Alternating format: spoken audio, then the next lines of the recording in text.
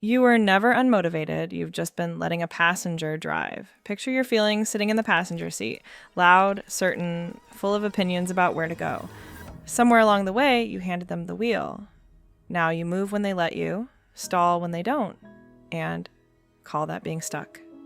Here's what that quietly costs you. Not dramatic failures, something smaller. The workout you skip because you're not in the mood. The message you never send because you're not ready. A whole life that keeps not happening, one postponed morning at a time. Let me hand you the move that takes the wheel back. First, you have the sequence backwards. You think the feeling comes first, then the action. Motivated, then move. Ready, then start. It actually works the other way. Readiness shows up after you move, not before. The next time you catch yourself thinking, I'll do it when I feel like it, treat that thought as your starting gun. Move, however imperfectly, for 2 minutes, and watch the motivation begin to catch up. Second, stop obeying the passenger. The feeling is real. You're allowed to not want to do the thing. Say it out loud. I really don't want to do this right now. Then do it anyway. You're not denying the feeling. You're simply refusing to let it steer. And it's worse than you think, because not deciding isn't neutral. When you wait, you don't stay still.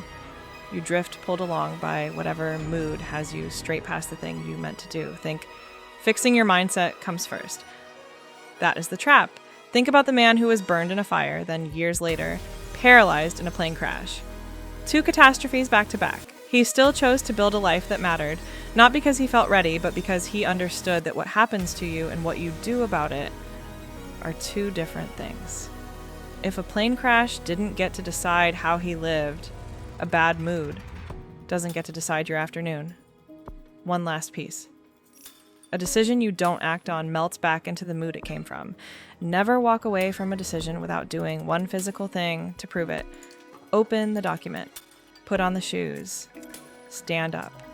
Today, name one thing you've been waiting to feel ready for. Decide it out loud. Then take one physical step before you leave the room. The feeling isn't coming first. That's not the dead end. That's the door.